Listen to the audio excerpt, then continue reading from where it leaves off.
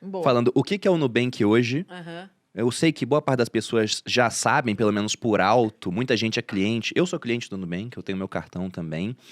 E o pessoal vê, mas não enxerga a magnitude do negócio. Tem alguns números para passar pra gente, Cris, e falar um pouquinho desse IPO e depois a gente começa do começo pela sua história no mercado financeiro. Claro, claro. Bom, explicando um pouquinho do que a Malu falou, né? Quando uma empresa faz um IPO, tem uma porção de regras que a gente precisa seguir, né? No nosso caso, a gente fez 2, não satisfeitos, a gente fez 2 IPOs. A gente fez um IPO nos Estados Unidos, outro aqui no Brasil, né? Um na B3 e um lá, na NYSE. Então, a gente está sujeito a várias regras do regulador americano, né? Que é a SEC, e da CVM aqui no Brasil. E quando você faz um IPO, que é uma oferta pública, né, de ações, os reguladores eles estão muito preocupados em garantir que todos os investidores, o mercado todo, tem acesso às mesmas informações, né? Que ninguém fale assim, eu ouvi a Cris falando no podcast do Bruno que o Nubank não sei o que, não sei o quê. Então, e aí essa pessoa tem uma vantagem sobre outros investidores, né?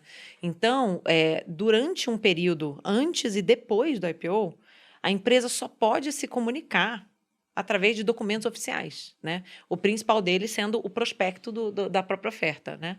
E é isso que a gente chama de quiet period. Então, nesse período, a gente realmente não pode falar nada, não pode dar entrevista, não pode falar nenhum outro número e tal. E mesmo agora, sendo uma empresa pública, a gente também não pode, assim, por exemplo, eu não posso falar quantos clientes o Nubank tem hoje, porque a gente precisa esperar a divulgação dos resultados trimestral. Justamente para ninguém ter acesso. Mas a gente pode falar daquelas... Não, tem números o número que a gente tem. Pode falar os antigos. A gente pode especular. Pode falar os números do trimestre anterior, que já foram divulgados. Que foi o que estava no prospecto, né? Exato. Então, assim, quando a gente... no momento do IPO, a gente tinha 48 milhões de clientes, né? Que é cliente pra muita caramba. coisa. É muita muita coisa, coisa. né? Acho que a Argentina não tem isso de pessoas. Pois assim, a gente já fez algumas estimativas dessas, né? Tipo assim, se os clientes do Nubank fossem um país, né? Tipo, era um dos maiores países do mundo. E o Brasil é muito grande, né? Essa que é a realidade. E isso coloca a gente como uma das maiores, se não a maior fintech do mundo, né? O maior banco digital independente que a gente fala do mundo. Uma história começou, depois a gente vai falar disso, né? Há quase 9 anos atrás, quando a gente começou aqui no Brasil. A gente começou com cartão de crédito, mas já com uma visão de expandir isso, né, de realmente ter uma oferta ampla o suficiente para as pessoas não precisarem mais, se elas não quiserem, né, depender dos bancos tradicionais, né? E recentemente a gente também expandiu para o México e para a Colômbia. Então a gente já tem aí a gente está muito animado com os sinais iniciais que a gente está vendo, tanto no México como na Colômbia. O México está um pouco mais adiantado que a Colômbia, né? O México começou um pouquinho antes. Então, essa é um pouco da história que a gente trouxe para os investidores no IPO. E lembrando muito que é muito só o começo, né? É uma empresa, gente, não tem 9 anos, né? Tem 8 anos. Sim, é muito então, jovem. A gente fez muita coisa em muito pouco tempo. E lógico que a gente tem muito orgulho de tudo que a gente já construiu. Mas é muito cedo ainda, sabe? A gente fala que é o dia 1, assim. Ainda tem tudo para fazer. Mesmo no Brasil, que é a operação mais madura, ainda tem muita coisa para fazer.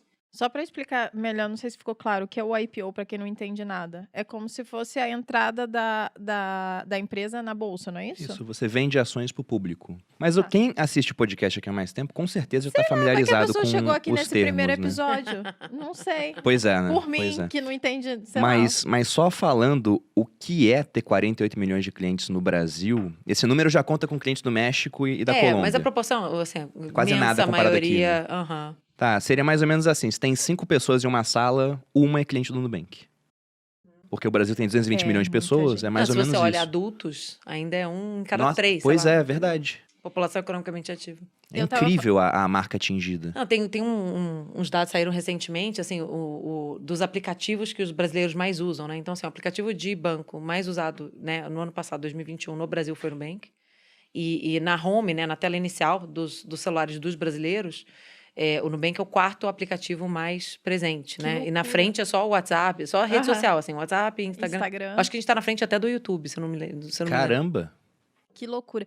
E eu até falei pro Bruno, quando a gente estava lendo o roteiro lá em casa, que o Nubank foi muito citado aqui nos podcasts, né? Ano passado a gente falou bastante, principalmente quando a gente falava de startup e tal. E era uma coisa que eu não entendia no início. Eu falava assim, mas gente, por que falam tanto do Nubank? Que tal esse Nubank? E eu não entendia a potência, né? O que era. Eu acho que a gente vai conseguir esclarecer um pouco desses pontos do porquê que o Nubank é tão gigante, por que a gente fala tanto dele, do poder, né? Do quanto foi inacreditável a história que vocês fizeram. Inclusive, o Marcelo Toledo teve aqui, que foi uma das pessoas que participou trabalhou com a desse gente. início, né? Então, ele falou alguns números que foi bem legal. E também aí eu já dei uma... Ai, tô entendendo agora. E eu acho que é legal que a gente vai conseguir esclarecer para o público em geral também. Foi um dos cortes. É que o episódio não era sobre o Nubank, era sobre inovação. Daí ele citou o Nubank, né? Sim. Como muita gente cita. Foi um dos cortes mais vistos aqui do canal. Só que esse é um efeito que eu já vi em vários vídeos meus do YouTube e de outras pessoas. Se você fala Nubank, tem mais visualização. O pessoal assiste mais, tem mais busca orgânica. Olha, por isso vocês estão me chamando há tanto tempo. Exato. Claro, Não é porque a gente gosta de você, é só pela mídia, Cris.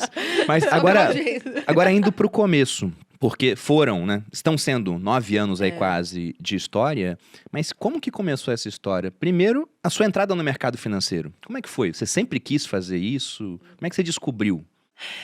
Bom, vou tentar ser mais objetivo aqui, porque só essa pergunta era papo muito chopp, né? A gente já ficava o podcast inteiro aqui falando.